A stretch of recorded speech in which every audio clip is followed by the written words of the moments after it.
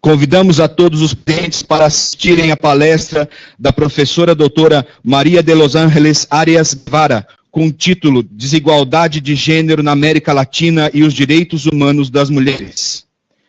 Professora titular pela Universidade de Holguín, Cuba, onde coordenou programas de pós-graduação e o Núcleo de Estudo de Gêneros, pós-doutora pela Universidade Federal do Paraná, pelo Colégio de Pós-Graduados do México, Unifespa, pesquisadora visitante do CNPq e da CPDA, da Universidade Federal Rural do Rio de Janeiro. É mestre em Sociologia e doutora em Ciências Filosóficas pela Universidade de La Habana, Cuba. Tem especialização em Desenvolvimento Local com Perspectiva de Gênero pela OIT. Especialização em Epistemologias do Sul pela CLA-CSO, graduada em Educação e História, experiência na docência universitária. Participou como professora convidada em programas acadêmicos universidades cubanas, no exterior como UNOESC, Universidade Pedagógica Nacional de Honduras, Universidade Nacional de Ica, em Peru, Universidade de La Calabria, Itália, Universidade de Sevilla, Colpos e México, Unifespa. Atualmente é pesquisadora pelo programa de pós-graduação em Sociologia na Universidade Federal do Paraná e também pesquisadora pelo CNPq, pelo Núcleo de Estudos de Gênero da UFPR, desde 2013. É membro da Associação Latino-Americana de Sociologia Rural. Convidamos para proferir sua palestra professora doutora Maria de Los Ángeles Arias Guevara.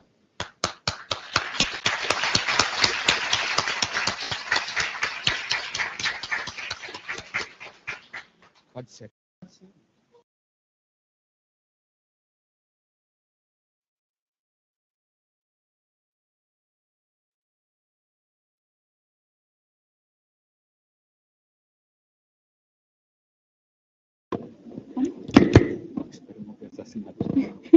Tudo bom. Boa noite.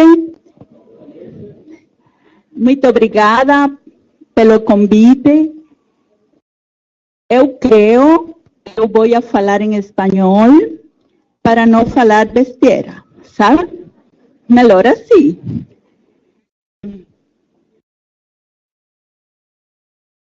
Eu agradeço a todos os presentes e, em especial, o convite que fez para mim a professora doutora Andrea, para que eu estivesse aqui esta noite.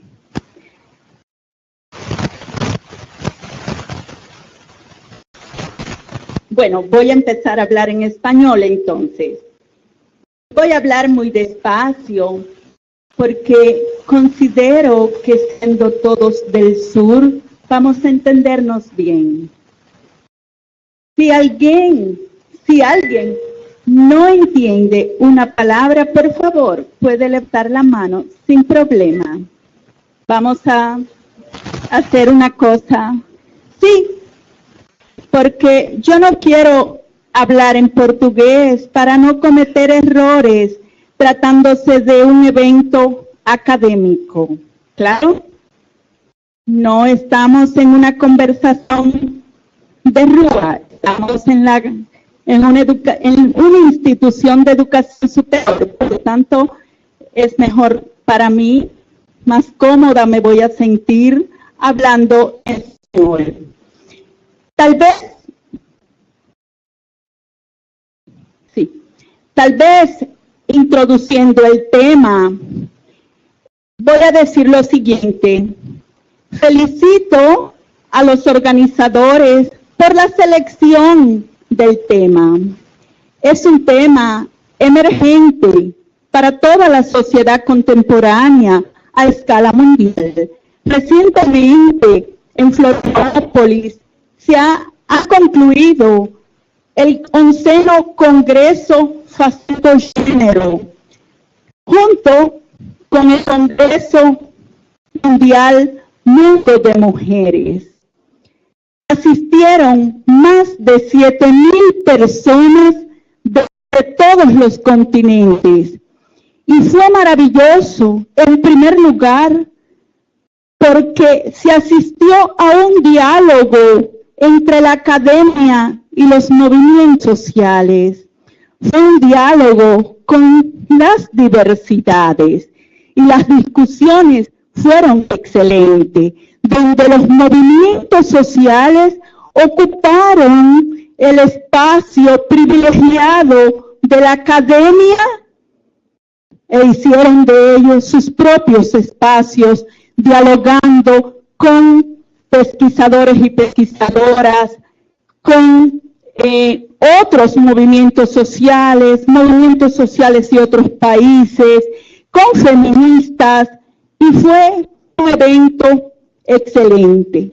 El hecho de que se haya seleccionado este tema para un evento como el de ustedes, me parece que tiene el signo de la época, y eso dice que las universidades tienen que parecerse a la época en que viven. Es un tema que es interdisciplinar. Nos atienden a todos y a todas las personas, atiende a todas las disciplinas. No importa que un profesor o una profesora enseñe matemática, también la matemática tiene que ver con el género, tiene que ver con las diversidades, tiene que ver con los cuerpos. Y cuando hablamos de género hoy en el sur, no estamos hablando de un problema que atiende a minorías de la población. No, es un tema o es un eje que atiende a las grandes mayorías de la población, porque es transversal a la raza, a la generación, a la edad, a los espacios donde se vive, a las culturas que tenemos.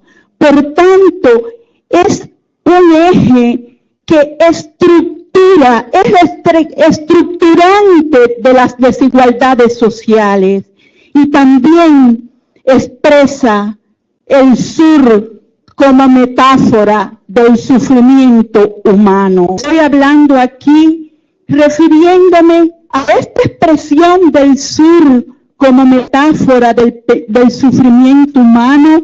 No es una expresión mía, es una expresión de un gran defensor del sur, que es ese gran académico, pesquisador, amigo de los movimientos sociales, como es Boaventura Sousa Santos.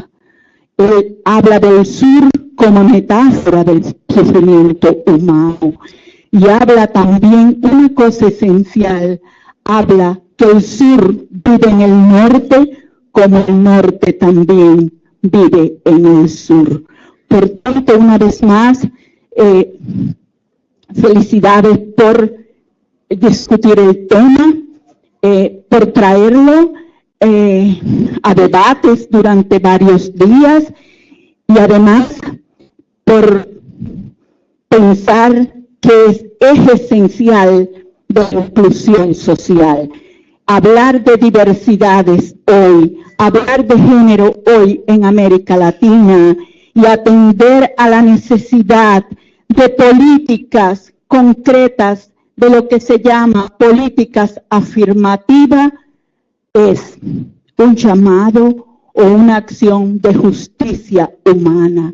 Es por eso que creo que incluir la cuestión de derechos humanos junto al análisis de diversidades es esencial.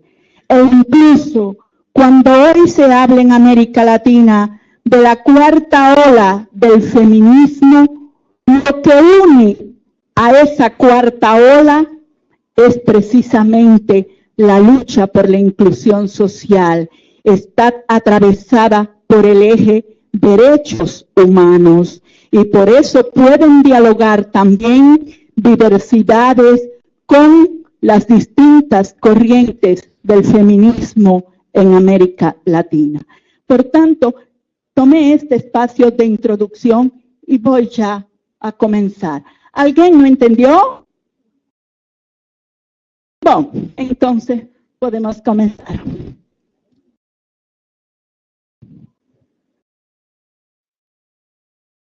Solo aquí una frase de esa gran luchadora por los derechos civiles, Angela Davis, que estuvo hace muy poco tiempo en la Universidad de Bahía y dio una excelente palestra, donde ella analiza el feminismo, es la idea radical que sostiene que las mujeres también somos personas, porque hasta muy poco tiempo en la historia humana, nosotras no éramos consideradas personas, éramos consideradas cualquier otra cosa, hasta brujas, ustedes saben.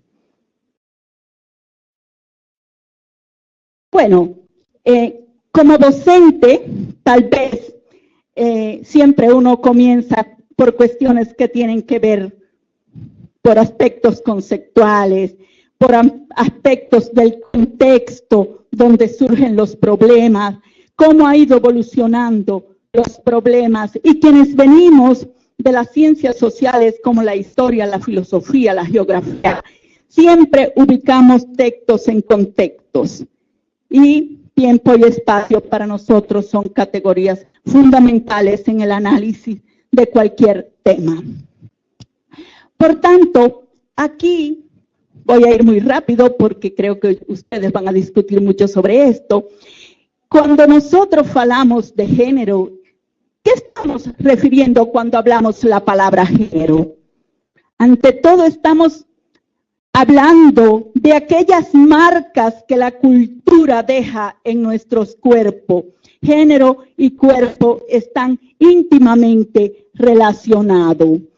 Se habla cómo las sociedades hacen que las mujeres sean mujeres, los hombres sean hombres. Y escuchen aquí, estoy hablando de mujeres y no mujer. Estoy hablando de una diversidad, no de algo abstracto, de algo como una esencia. Y aquí, por eso, estoy citando esa referencia de Beauvoir, donde ella habla que no nacemos, hacemos. Y eso quiere decir que somos también construcciones sociales. Eso habla de que también hay una historia en que nos construimos como seres humanos, que nos construimos como mujeres, como hombres o como identidades sexuales. ¿Cuál es el contexto en que se comienza esta discusión? Es un contexto que históricamente es reciente, se refiere a los años 60 y 70, son los años de la lucha por las diversidades, de la lucha por las mujeres negras, por los derechos civiles en los Estados Unidos. Es ese contexto en que aparece esa categoría analítica llamada género.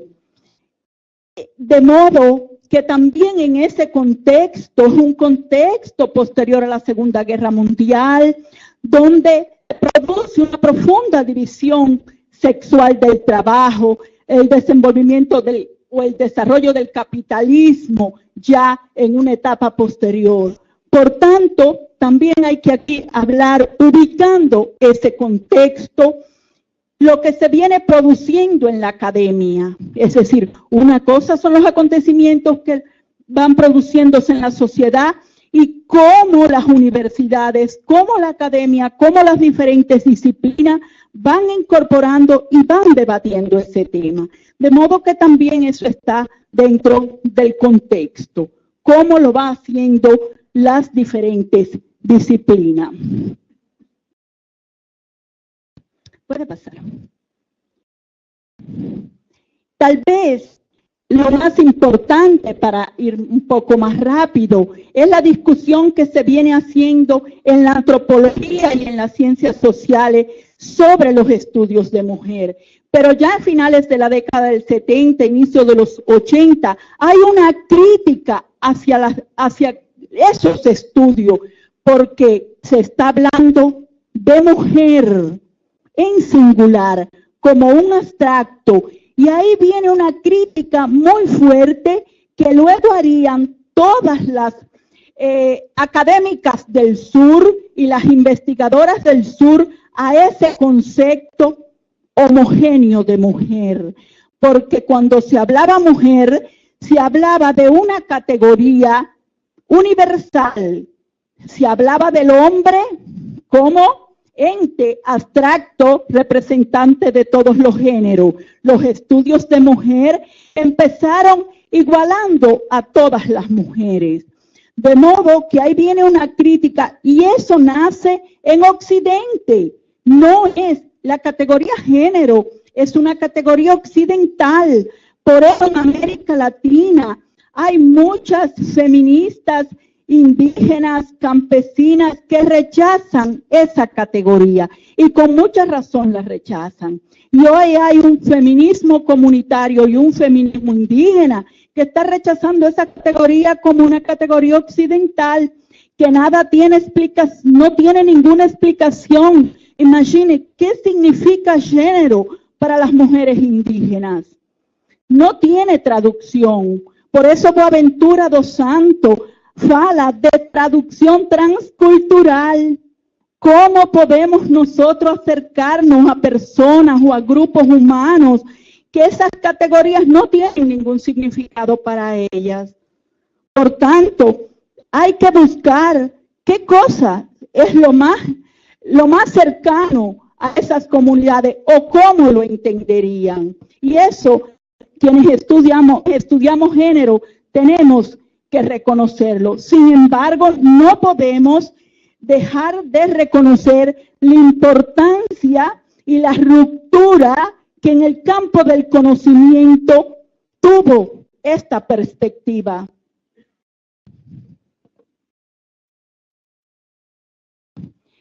Bueno, aquí ya hablé de esto, del carácter esencialista de la categoría mujer, pero hay una cosa fundamental, y eso es un aporte también de las feministas del sur, de las académicas del sur, en tanto esa categoría mujer universal del norte y todos los aportes que venía haciendo la antropología, pero también un carácter biologizante. Sin embargo, desde el punto de vista de las académicas del sur y desde el punto de vista del marxismo, de las feministas marxistas, ellas analizaban lo siguiente, y es que los problemas que atañen a las mujeres, hay otras desigualdades que tienen que ver con la presencia del colonialismo y del capitalismo. Es decir, que son desigualdades que son estructurantes en nuestras realidades, que tienen que ver, sí, con las desigualdades que las mujeres, las desigualdades de género, pero las desigualdades de género no nacen en el capitalismo. Las desigualdades de las mujeres son mucho anteriores, es decir, la subordinación de las mujeres es mucho más antigua. Y hay un libro de Engel que ha sido revisitado, que se llama El origen de la familia, la propiedad privada y el Estado, que hace un análisis histórico de las sociedades precapitalistas, y no siempre las mujeres tuvieron condiciones de subordinación y de desigualdad. Aunque hay se está revisitando también esas posiciones.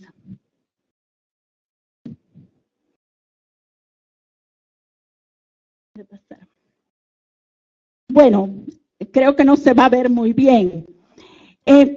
¿Cuáles son los aportes que hace una autora tan destacada desde el marxismo como Gayle Rubin? y por qué las mujeres eran importantes para el capitalismo, específicamente porque ellas constituían parte del ejército de reserva. Ellas constituían también parte de la extracción de la plusvalía, una mano de obra mucho más barata que la fuerza de trabajo masculina. Sin embargo, el capitalismo no era capaz, o el análisis del capitalismo no era capaz de explicar toda la opresión que sufrían las mujeres. Mucho antes del capitalismo, ya las mujeres estaban siendo subordinadas, tenían una postura subordinada. Por ejemplo, vean aquí, desde la Edad Media, ¿por qué las mujeres eran obligadas a colocar el cinturón de castidad? Expliquen, ¿por qué esa subordinación y esa desigualdad? Y tiene que ver con el propio cuerpo de las mujeres, considerada como propiedad de los señores que iban a la guerra. Solo los señores sentían seguridad dejando a las mujeres con ese cinturón de castidad. Vean ustedes, en la sociedad china antigua, mutilaban los pies a las mujeres. Y eso explica que la opresión es mucho más antigua que la opresión que sufren las mujeres en el capitalismo como mano de obra barata. ¿Por qué ustedes creen que en la sociedad china se mutilaba el pie, se achicaba el pie a las niñas desde que nacían? La explicación está en que eso limita su movilidad espacial. Muchas veces algunos escritos hablan de belleza, de un pie pequeño como un pie bello, pero detrás de esa filosofía de la belleza y de la estética está una cuestión sobre el cuerpo de las mujeres, sobre la subordinación y la explotación del cuerpo de las mujeres como objeto. Por eso privaban a las mujeres de una movilidad, de la agilidad para desplazarse.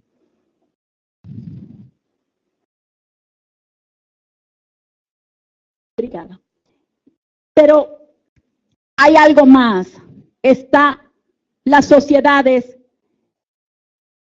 antiguas y también contemporáneas y fundamentalmente en África.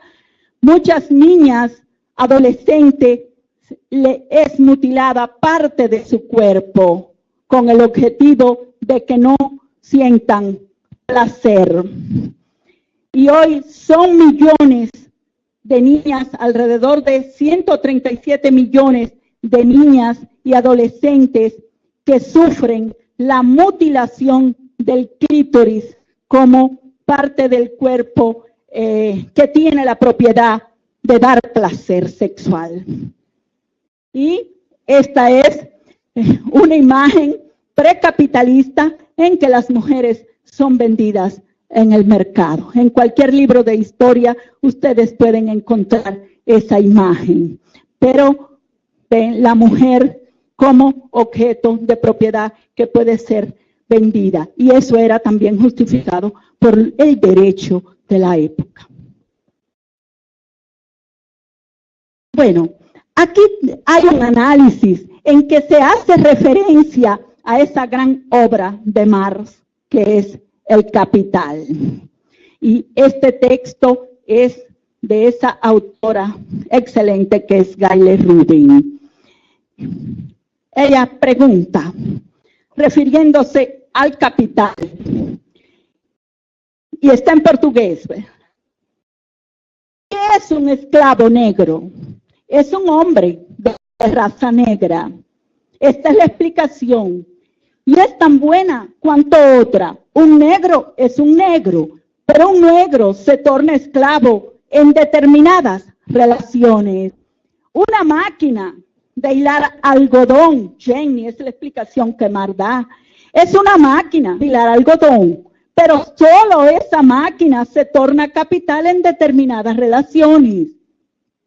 Retiradas esas relaciones, no es más capital.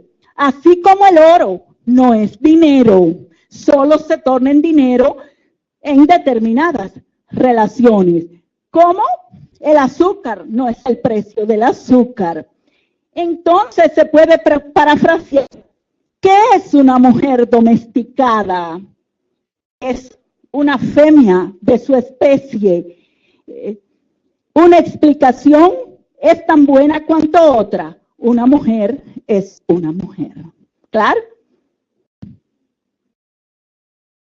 Por tanto, cuando hablamos de género, cuando hablamos de subordinación de las mujeres, estoy hablando aquí en plural con toda intencionalidad, estamos hablando de un fenómeno que es histórico y que es también moral, y que proporciona al capitalismo una herencia que es cultural, que viene de otras sociedades, y que el capitalismo fortalece, porque el capitalismo exacerba el patriarcado y la masculinidad. Solo tomemos un ejemplo, el concepto trabajo. ¿Qué cosa es considerado trabajo? Solamente eso pudiera. Entonces, solamente analizando esto desde el punto de vista histórico, desde el punto de vista moral, será posible delinear toda la estructura de la opresión. Por eso, muy bien en la introducción de este evento, han hablado de justicia, de inclusión moral, de cuestiones éticas, de derechos humanos, cuando hablamos de diversidades, cuando hablamos de género.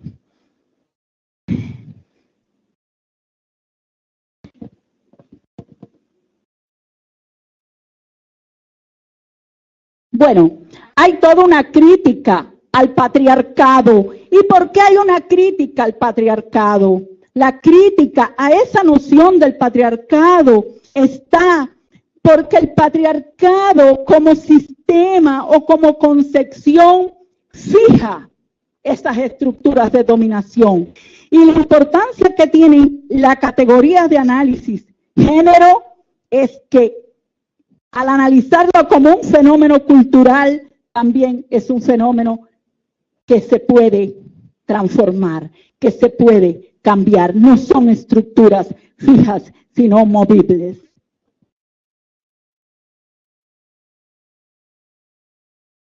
Bueno, aquí yo hago referencia a otra autora sobre la palabra patriarcado, que habla de una opresión de carácter universal, fixa, en contraposición con otra categoría que ya es más flexible, que es la categoría género.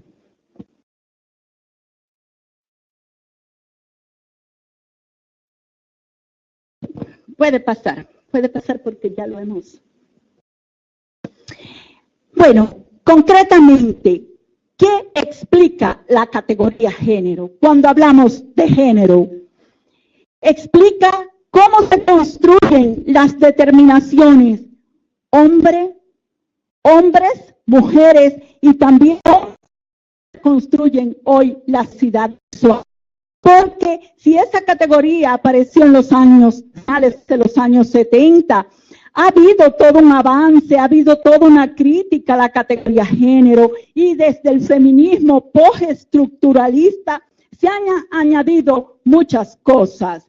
Por ejemplo, de que no se habla de mujer, se habla de mujeres, de que en el debate se incluyen las identidades sexuales, todas las diversidades, es decir, la discusión es mucho más que los aportes que hizo esta categoría a finales de los años 70. Otra cuestión es que el género implica el sexo, pero hoy, a raíz de los aportes de Foucault, También sabemos que el sexo no es una categoría fixa, también el sexo es culturalmente construido.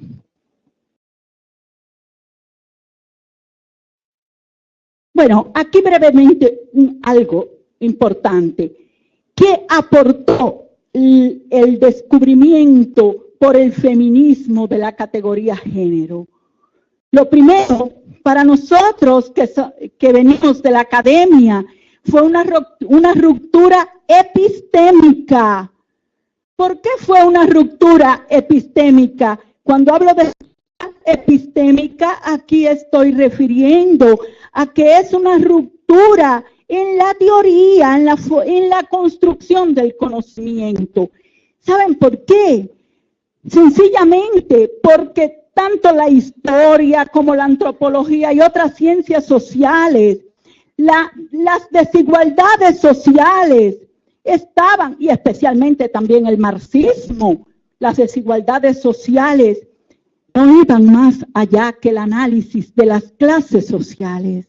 Y esta categoría trajo a la luz que habían otras desigualdades más allá de las clases sociales y que tenían que ver con la raza, que tenían que ver con la etnia, que tenían que ver con el espacio en que se vive, tenían que ver con el sexo, que tenían que ver con las identidades sexuales y hoy mucho más con todos los movimientos sociales. Las desigualdades tienen que ver también con los grupos humanos de las diferentes áreas. Pero en los años 70 y 80 incluso el marxismo llegó a que los actores fundamentales como fuerzas motrices de la sociedad humana quedaban en las clases y el análisis de las desigualdades no se profundizaban mucho más allá de las clases sociales. Y esta categoría permitió profundizar en esas desigualdades sociales. Y además, algo muy importante, como marca cultural en nuestro cuerpo, el género designa tres cosas fundamentales: los roles sociales que desenvuelven o desarrollan hombres, mujeres, o que desarrollan unas y otros. Pero además, los espacios de actuación de esos roles. ¿Cuáles son los espacios de las mujeres? ¿Cuáles son los espacios de los hombres? Y tienen que ver con los espacios públicos y los espacios privados. Y tienen que ver también con los atributos que la sociedad da a las personas. Pregúntense, ¿por qué antes de nacer ya estamos preocupados por los colores? No es por gusto, es que estamos colocando atributos a lo que es ser niña o ser niño. Por eso esa preocupación por las sayas, porque se supone que las estudiantes universitarias, mujeres, sean las que vayan en saya al aula y no los varones, porque es un atributo cultural que se ha añadido a un cuerpo masculino. ¿Cuál es la vestimenta? ¿Cuáles son los colores para que sea un buen masculino? ¿Cuáles son los comportamientos que debe tener una chica o una mujer o una joven?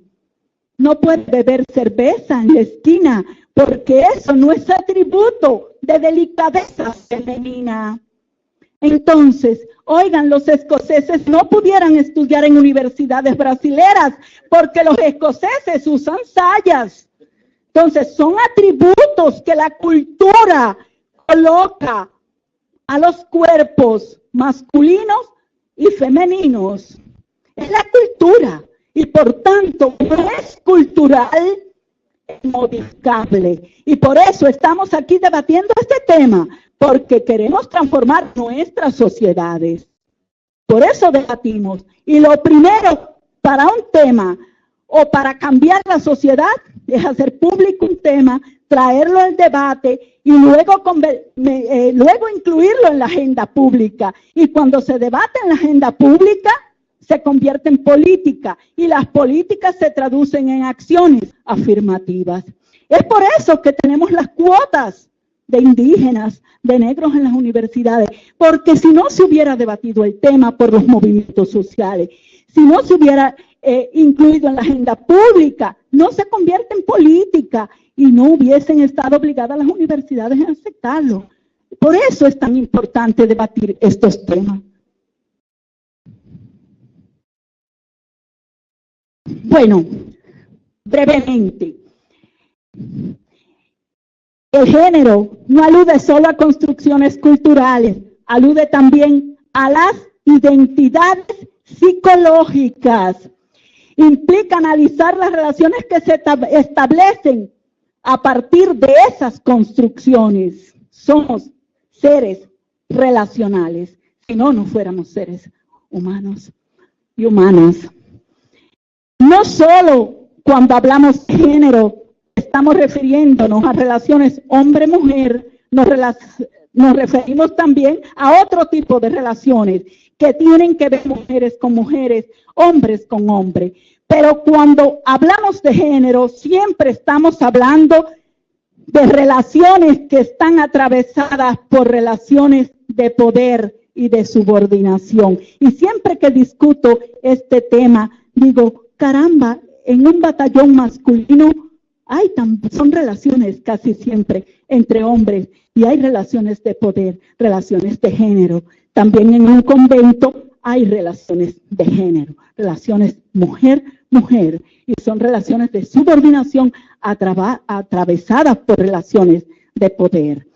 Siempre, y viví la experiencia, nada más subordinado y estresante que una relación entre una sogra y una nora mexicana. Son relaciones muy fuertes de poder y de subordinación, hasta tal punto que eu entrevisté a una mujer en México haciendo estudios de violencia en los espacios rurales mexicanos, y una señora, una camponesa, faló para mí que su sogra falaba al filho que le pegara donde las personas no pudieran olear. Es decir, el filho golpeaba constantemente a su esposa y la madre del filho falaba que diera golpes donde las personas no pudieran olear. Entonces hay relaciones terribles no de solidaridad siempre entre las mujeres. Bueno, por una cuestión de tiempo, puede pasar. Bom, fale aí. Bom, eu quero concentrar-me agora.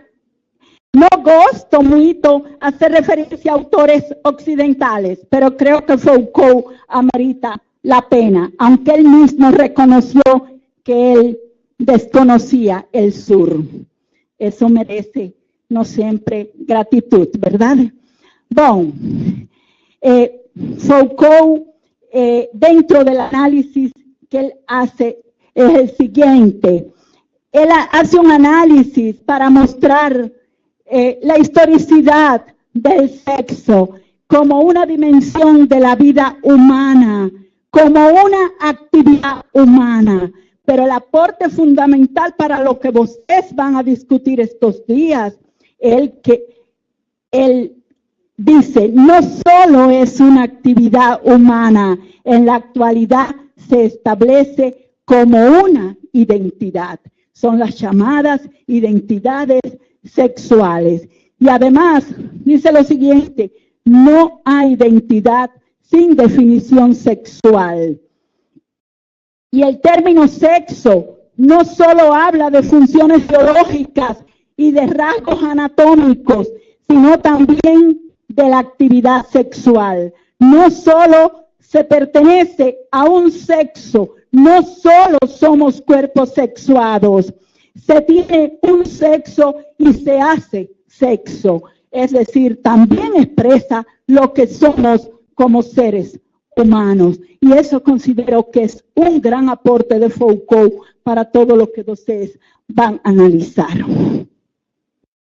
Y por último, en esta parte, hago referencia a Butler.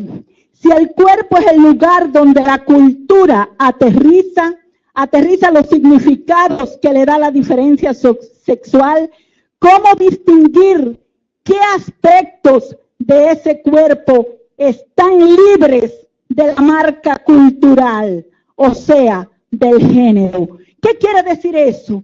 Que todo nuestro cuerpo tiene su sello, tiene el carimbo de la cultura. No hay forma de responder este interrogante, porque no hay cuerpo que no haya sido marcado por la cultura.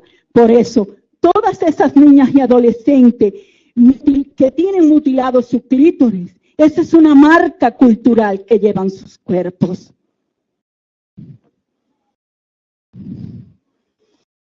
Y ahora quiero hablar de género relacionado a los derechos humanos, porque también la integridad de nuestro cuerpo y accionar nuestras identidades es un derecho humano. Pero no puedo hablar de derecho humano sin hablar que es un fenómeno de posguerra y que tiene que ver con las instituciones nacidas en Occidente de posguerra, y que el concepto de derecho humano no es un concepto del sur, es un concepto occidental impuesto a toda la comunidad humana. Y tal vez el concepto que más se acerca a nosotros sea el concepto que tiene que ver con la inclusión social, que tiene que ver con la justicia.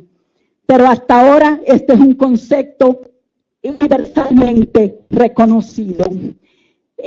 ¿Cuándo es que están relacionados, que la discusión se relaciona con el tema de las mujeres? Desde la Carta de la ONU. Hay toda una serie de principios de la ONU que hablan de los derechos de las mujeres.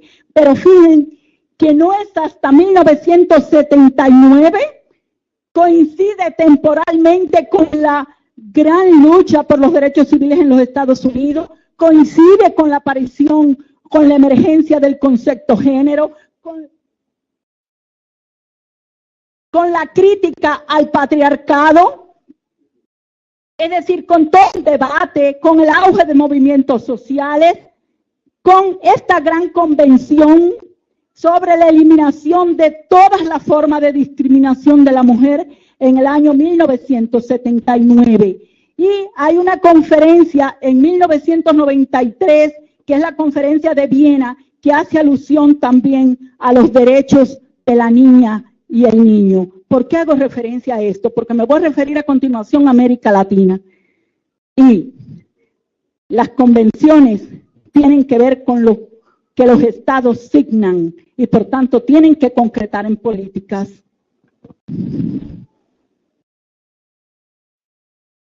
Y aquí también, contextualizando, tengo que referirme al papel que jugaron las conferencias internacionales.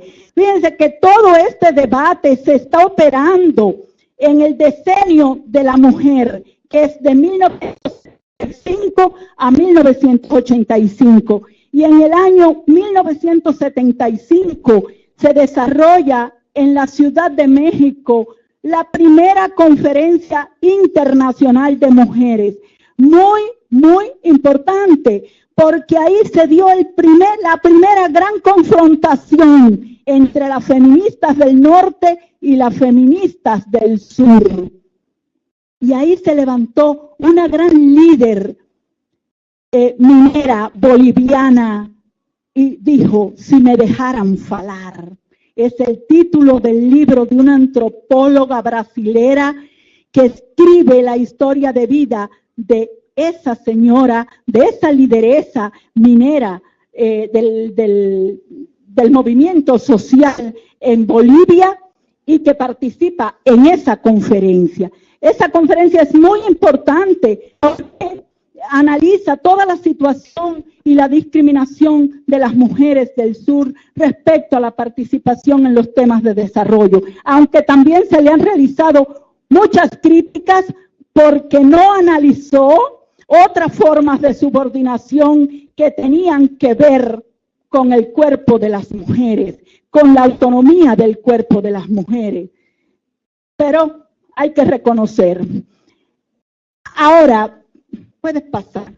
Hay un camino de conferencias internacionales de las mujeres que va de México a Beijing. ¿Y qué importancia tiene la conferencia de 1995 en Beijing? Es la conferencia que enuncia un concepto muy de moda hoy, que es el concepto de empoderamiento de las mujeres.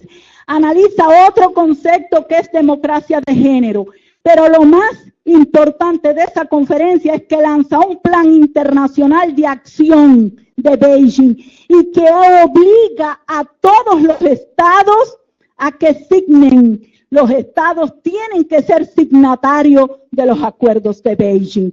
Y no solamente eso, no solo los estados tienen que firmar los acuerdos de Beijing, sino que hay todo un seguimiento a esos acuerdos para ver cómo los estados están cumpliendo, y eso se cumple a través de las políticas.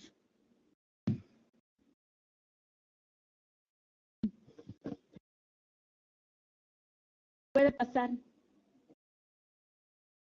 Es bastante difícil, ¿verdad? Bueno, y aquí quería hacer relación a algo que se produjo aquí en Brasil, que es la Conferencia Interamericana para sancionar y erradicar la violencia contra las mujeres, conocida internacionalmente como la Convención de Belém do Pará. Es por primera vez en la historia, años 90, se condena la violencia contra las mujeres y también obliga a los estados a realizar acciones afirmativas. Bueno, yo me pregunto, si los gobiernos son signatarios del Plan de Acción de Beijing y son signatarios de los acuerdos del milenio, ¿cuál es la realidad latinoamericana? ¿Cómo los estados están cumpliendo en esto? ¿Cómo las políticas se han concretado? Entonces,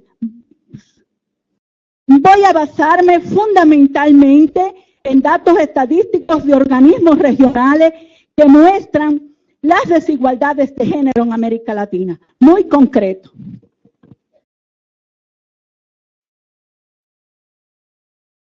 Bueno, aquí una breve introducción donde digo que la injusticia y la desigualdad en América Latina siempre han sido parte del paisaje latinoamericano y tiene que ver con algo sencillamente, que hay una confusión entre crecimiento económico y desarrollo.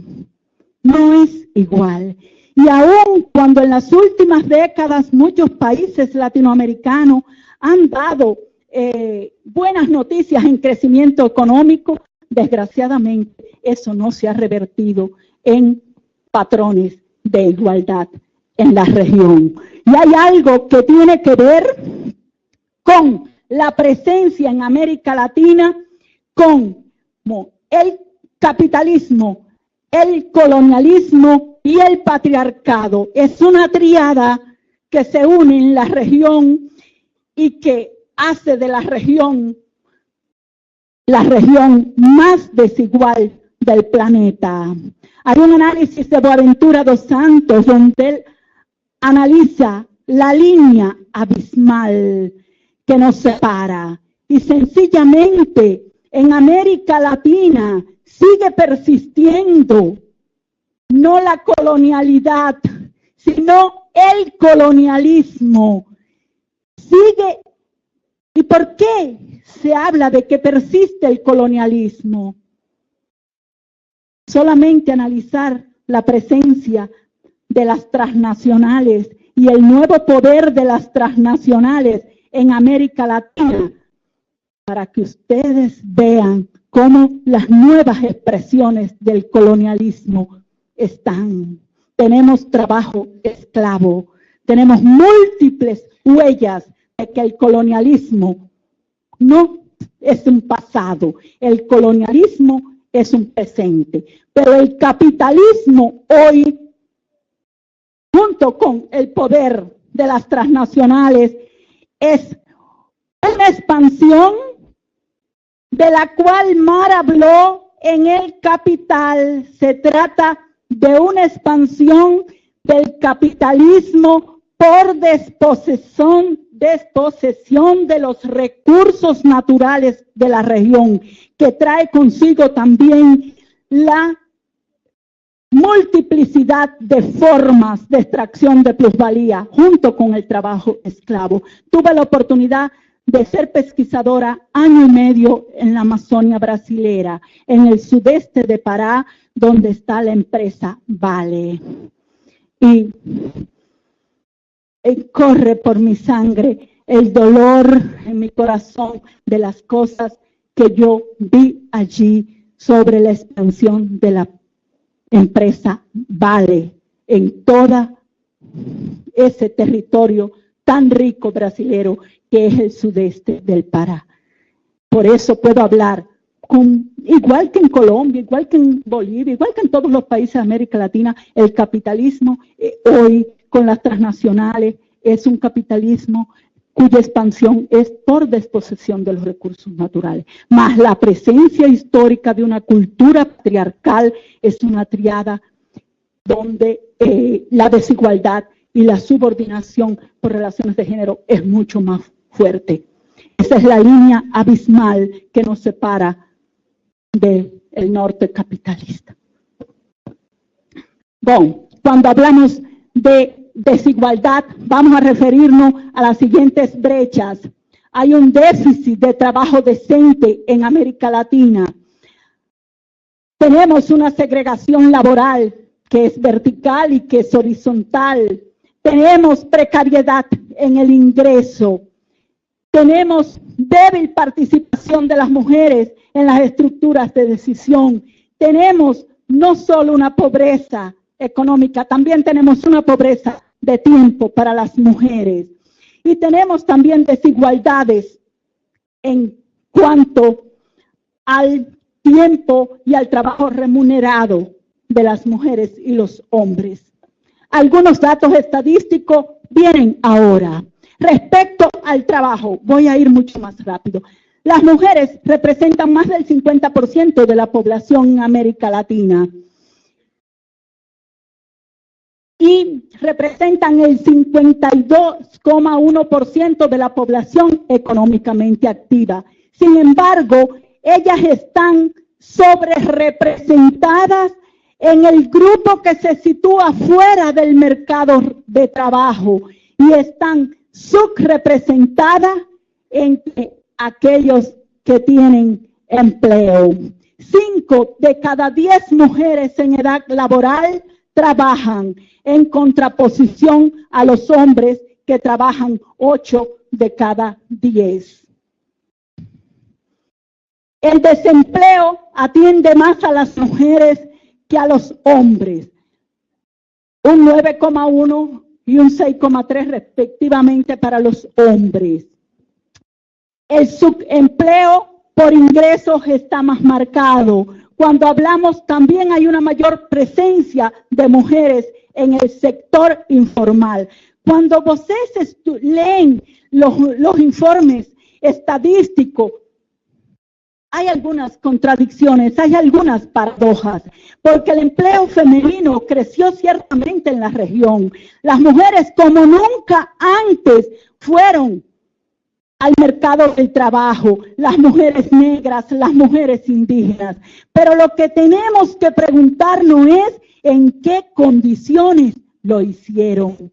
Y fundamentalmente lo hicieron en aquellos sectores peor pagados, lo hicieron en los sectores que tienen que ver con la informalidad, lo hicieron como temporeras. Entonces, tenemos que preguntarnos en qué condiciones. También hay otras paradojas a las cuales me voy a referir.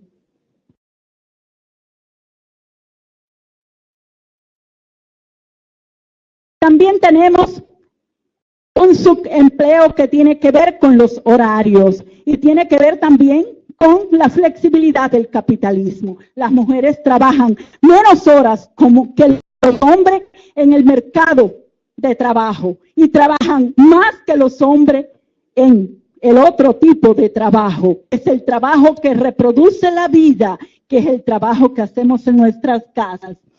En la región, 5,2% de los hombres ocupados están subempleados. Sin embargo, el 10% de las mujeres empleadas están en condiciones de subempleadas.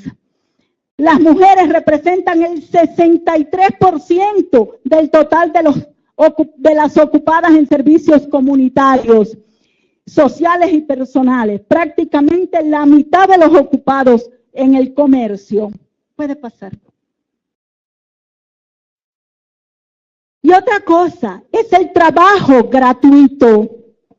Por eso, uno de los aportes que hoy están haciendo las economistas, las feministas en el área de economía, es la problematización de la categoría trabajo, algo que no se estudia en las universidades, porque en nuestras universidades no se estudian las licenciaturas en economía, esa otra economía. No estudiamos ni economía solidaria en la formación de los economistas, ni estudiamos la economía doméstica.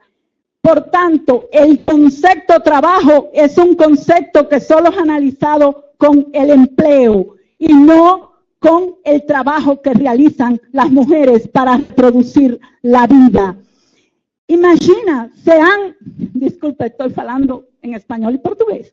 Se ha determinado que las mujeres, por el trabajo que reproduce la vida, aportarían un 20% del Producto Interno Bruto. Sin embargo, es un trabajo no contabilizado por las estadísticas y no entra en las cuentas nacionales. Lo que no entra en las cuentas nacionales no es riqueza nacional. Por tanto, hay todo un trabajo gratuito que es parte de las riquezas del país que no se contabilizan.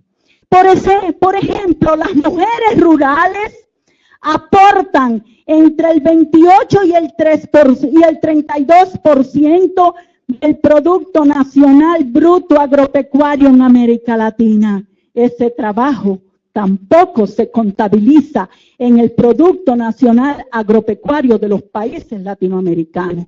Y es parte de lo que se llama en los estudios de género la invisibilidad del trabajo femenino.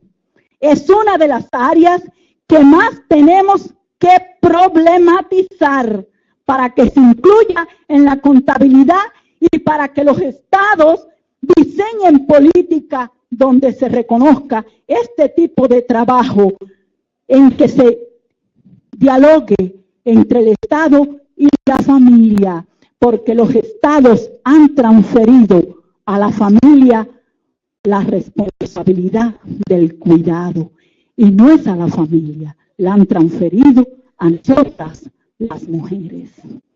Y es un trabajo que es necesario contabilizar y que es necesario pagar a las mujeres. Es una deuda que tienen los estados con nosotras, las mujeres.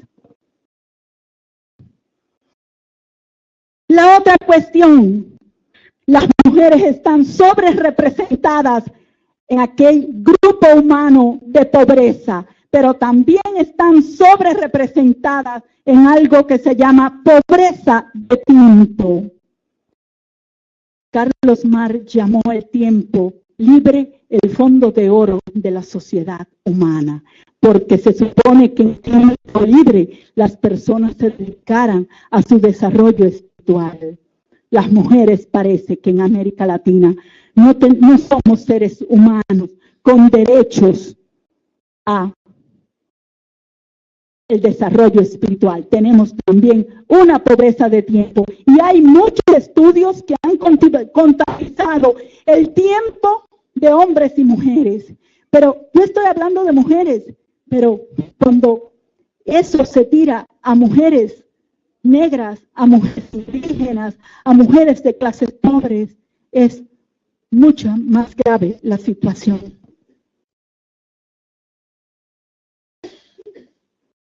Bueno, la brecha de ingreso en todas nuestras sociedades, las mujeres tienen ingresos más bajos que los hombres, aunque las estadísticas dicen que hemos avanzado. Y aquí viene una gran contradicción. Si ustedes analizan todos los informes, incluso también los análisis realizados por ejemplo, por el Instituto Brasilero de Geografía y Estadística, por los censos. Hay algo muy importante de finales del siglo XX, inicio del siglo XXI, y es que las mujeres en toda la región tenemos más escolarización que los hombres, tenemos más años de estudio que los hombres. En algunos países 4, 5 y hasta 6 años de estudio más que los hombres. Tenemos más estabilidad en la escuela que los hombres y mejores resultados académicos que los hombres. Sin embargo, hay una gran paradoja. Las mujeres no accesamos al mercado del trabajo con las mismas oportunidades que los hombres. Se produce aquí una segregación que es profesional, pero se produce también una segregación que es vertical. Y hay autoras en América Latina que hablan de piso pegajoso, porque hay mujeres, hay muchos grupos de mujeres que no logran ascender. Y cuando se habla de la segregación vertical, es algo que tiene que ver con el ingreso, y es que las mujeres accesamos con menos posibilidad a cargos de decisión que los hombres. Y profesionalmente estamos ubicadas en aquellas profesiones peor retribuidas. Escuchen, por ejemplo, aquí en Brasil, el 95% de las empleadas domésticas son mujeres, pero son más del 80% mujeres negras. Entonces, cuando se transversaliza género y raza, se trata de variables que son estructurantes en las desigualdades sociales, que son parte de la matriz de desigualdad en la región.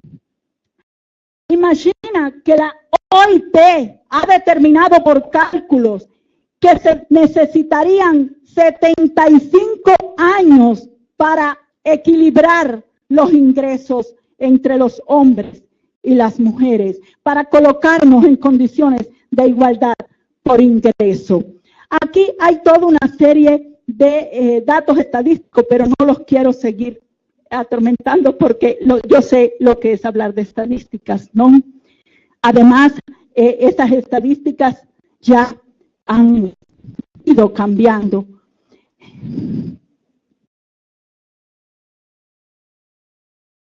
Esto tiene que ver, esta slide tiene que ver con las desigualdades también en el marco de las esferas de trabajo.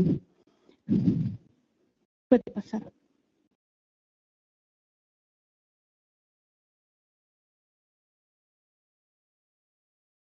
Sí, en este slide hago un análisis de las mujeres urbanas y las mujeres rurales, pero creo que he referido a ello. Y por último, voy a referirme a otro eje de las desigualdades, otro eje que tiene que ver con la estructura de desigualdades, y me estoy refiriendo a la problemática de la violencia. No quiero dar datos para Brasil porque ha salido recientemente el mapa de la violencia en Brasil 2015. y ahí van a tener datos estadísticos muy importantes.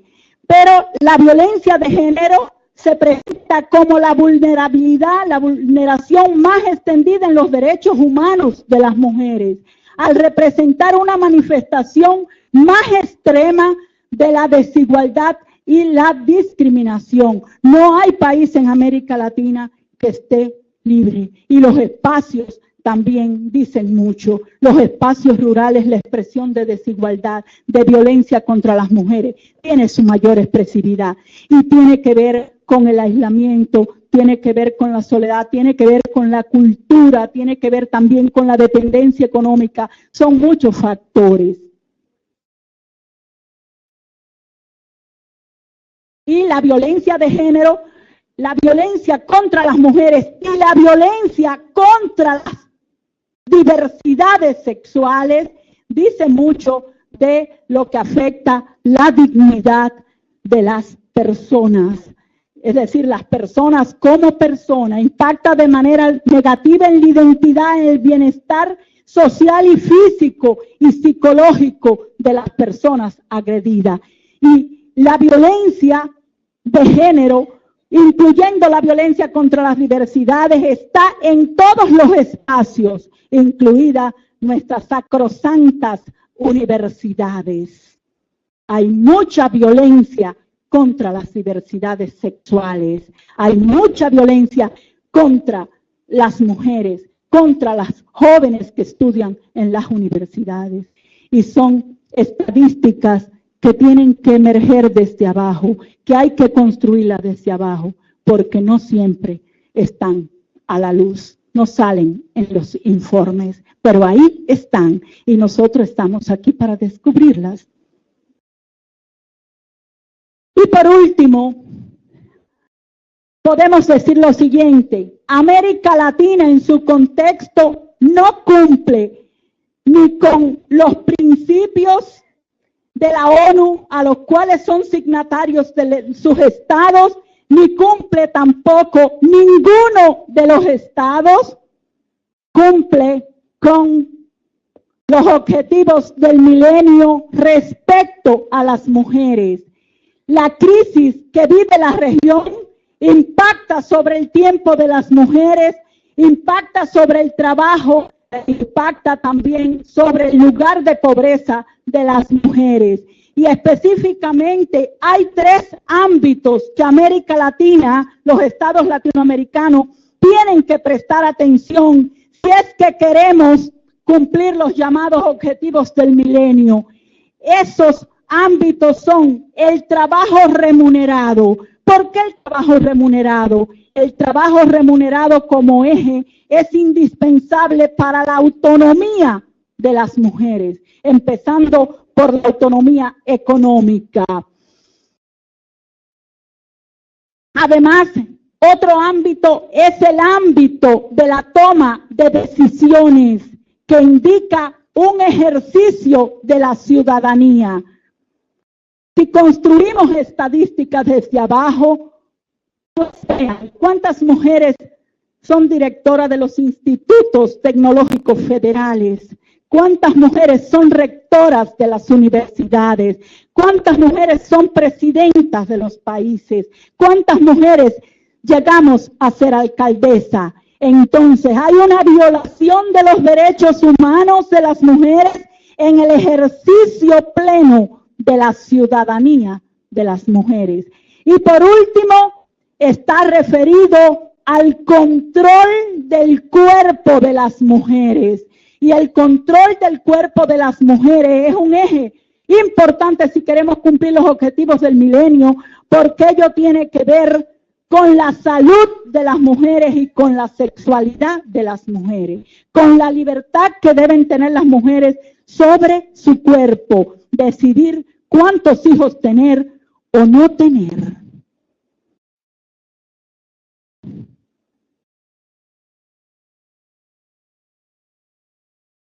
Y por último, muito obrigada.